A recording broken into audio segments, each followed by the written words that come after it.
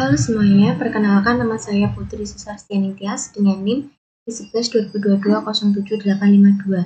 Pada video kali ini saya akan membahas untuk pokok bahasan ke-11 yaitu tentang manajemen piutang dan persediaan. Jadi kita akan mengerjakan untuk lembar tugas 11.1 tentang analisis kebijakan piutang. Yang pertama untuk penjualan tas dalam 1 tahun bisa kita hitung 3.000 dikali 700.000. Kita dapatkan sebesar 2,1 M. Kemudian untuk data awal atau kebijakan piutang awal, untuk periode pengumpulan piutang pada informasi buku kasus adalah 14 hari. Langsung kita tuliskan 14 hari. Kemudian untuk perputaran piutang dalam 1 tahun bisa kita hitung dengan rumus 360. Ini langsung kita bagi dengan 14 hari. Kita peroleh ini masih koma, kemudian bisa kita bulatkan menjadi 26 kali. Kemudian untuk piutang rata-rata per periode bisa langsung kita hitung dengan cara 2,1 M ini dibagi dengan perputaran piutang dalam 1 tahun. Kita peroleh nilainya masih koma-koma, kemudian bisa kita bulatkan menjadi 81 juta 666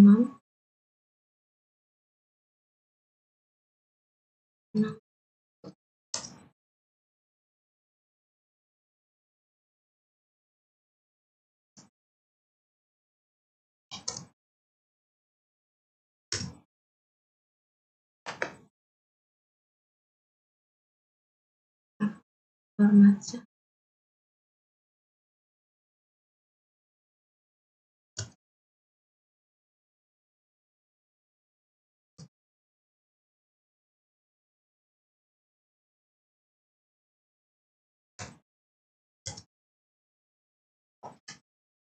Kemudian kita akan menganalisis kebijakan piutang baru, yaitu adanya diskon 1% apabila konsumen membayar piutang lebih cepat atau dalam waktu 7 hari. Untuk periode pengumpulan piutang pada itu buku kasus tercatat 7 hari. Kemudian untuk perputaran piutang dalam 1 tahun kita bagikan 360 dibagi dengan 7 hari. Kita peroleh masih koma-koma, kemudian kita bulatkan menjadi 51 hari. Kemudian untuk piutang rata-rata per periode kita hitung dengan 2,1 M ini dibagi dengan perputaran piutang dalam 1 tahun.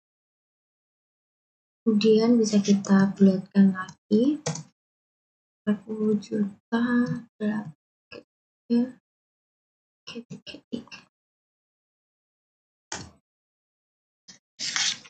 Kemudian setelah menghitung dua kebijakan, kita akan menghitung beberapa pengurangan untuk piutang dan pengurangan investasi. Untuk pengurangan piutang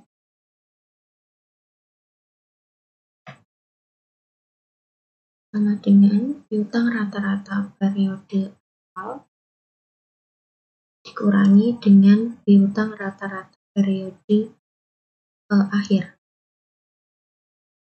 Kemudian kita bulatkan lagi.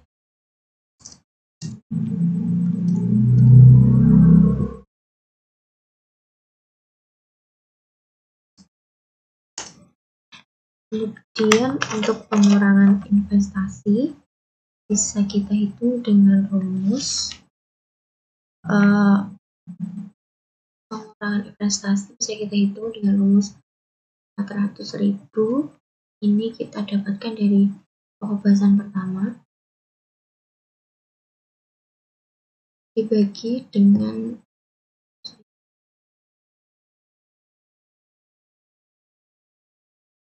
kemudian dikali dengan pengurangan piutang. Kemudian bisa kita bulatkan 23, 333, 333. Untuk manfaat bisa kita hitung dengan cara 19%. Ini kita dapatkan dari pokok bahasan ke-10 dikali dengan pengurangan investasi. Kita dapatkan senilai ini, kemudian bisa kita bulatkan.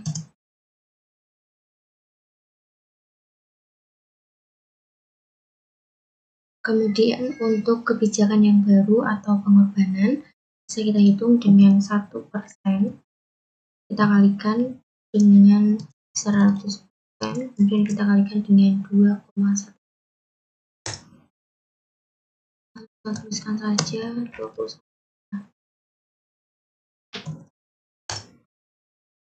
Selanjutnya untuk kesimpulan dapat kita simpulkan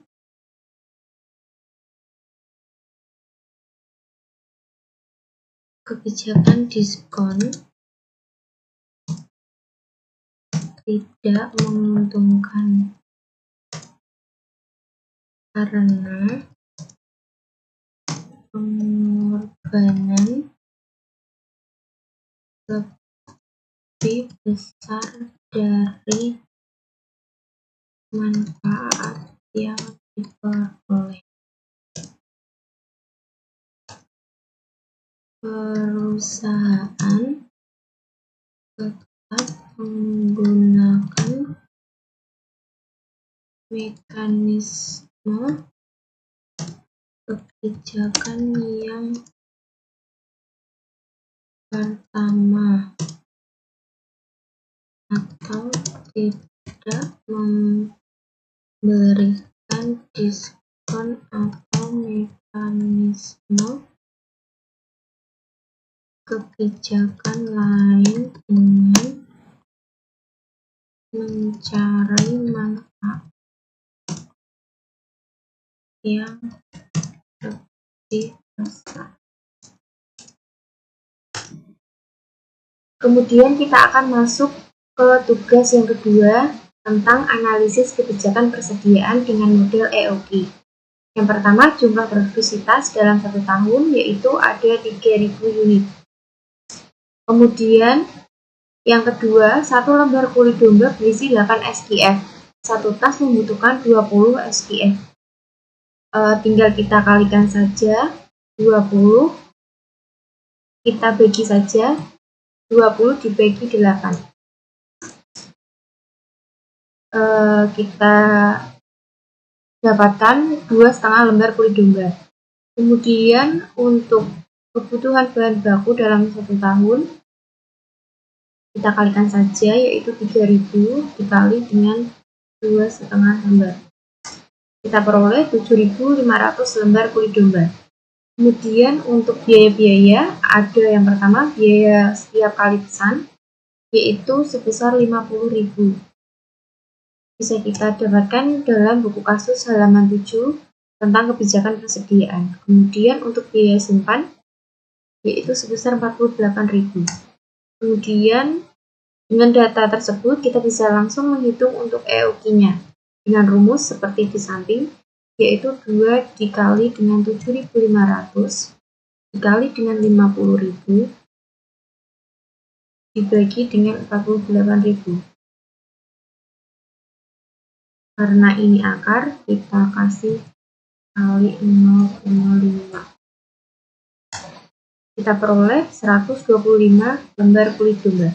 Kemudian untuk frekuensi pesan dalam 1 tahun, yaitu 7.500 ini dibagi dengan 125. Kita peroleh 60 kali pemesanan. Kemudian untuk waktu tunggu atau lead time, ini 1 hari. Kemudian untuk persediaan minimal untuk safety stock yaitu 1 lembar. Selanjutnya, setelah kita mengetahui lead time dan safety stock, kita bisa menghitung untuk ROP atau reorder point dengan rumus 7.500 dibagi dengan 300 dibagi dengan 3.000, 300.000, 300, kemudian ditambah dengan safety stock.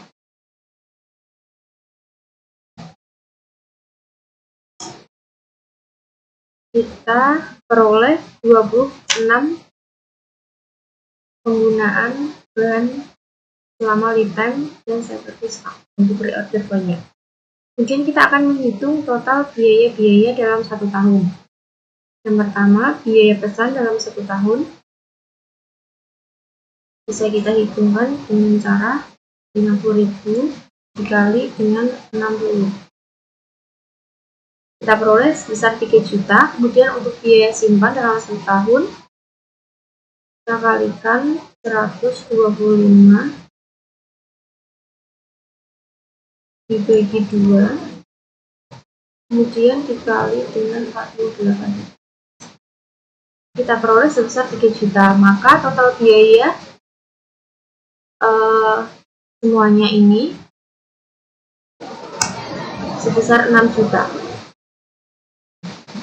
Sehingga total biaya pengadaan kulit domba pada 1 tahun bisa kita hitung dengan cara 7.500 ini dikali dengan 60.000. 60.000 ini untuk harga per lembarnya. Kemudian ditambah dengan 6 juta. Kita peroleh sebesar 456 juta. Berarti secara keseluruhan biaya untuk pengadaan kulit domba totalnya adalah 456 juta. Baik, kita sudah menyelesaikan untuk pokok bahasan ke-11. Terima kasih.